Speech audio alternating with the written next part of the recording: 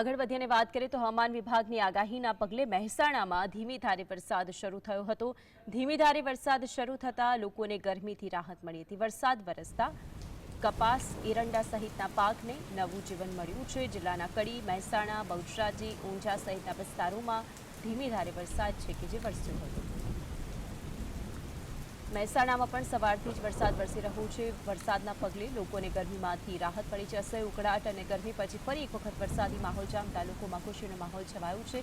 વાત મહેસાણાની છે। આગામી હવામાન વિભાગના આગાહીના પગલે મહેસાણાની અંદર સવારથી જ ધીમી ધારે વરસાદની શરૂઆત, લોકોને ગરમીથી રાહત। બીજી તરફ કપાસ અને એરંડા સહિતના પાકને નવું જીવતદાન મળ્યું છે।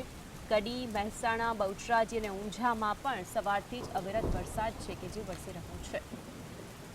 ત્રણ સિસ્ટમ સક્રિય થવાના કારણે ઉત્તર ગુજરાત, દક્ષિણ ગુજરાત અને મધ્ય ગુજરાતને ગમરોળશે મેઘરાજા। તે રીતે હવામાન વિભાગે આગાહી કરી હતી અને ખાસ કરીને આ વખતે ઉત્તર ગુજરાતની અંદર સારો એવો વરસાદ પાછોતરો પડ્યો।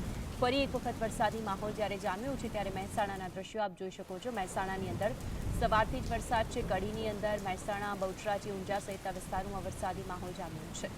એક તરફ ધાર્મિક તહેવારો છે, બીજી તરફ વરસાદી માહોલ છે અને તેમાં પણ મહેસાણામાં સારો એવો વરસાદ છે। વધુ માહિતી માટે સંવાદદાતા સંકેત જોડાયા છે। સંકેત, મહેસાણામાં ધીમી ધારે વરસાદની શરૂઆત, લોકોને ગરમીમાંથી રાહત।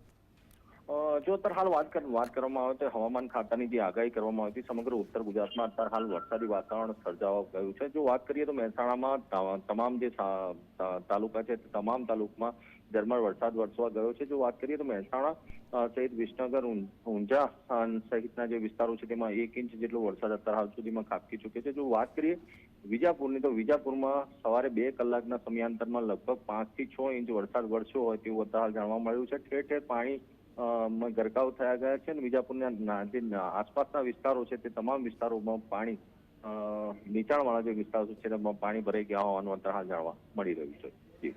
આભાર સંકેત માહિતી માટે।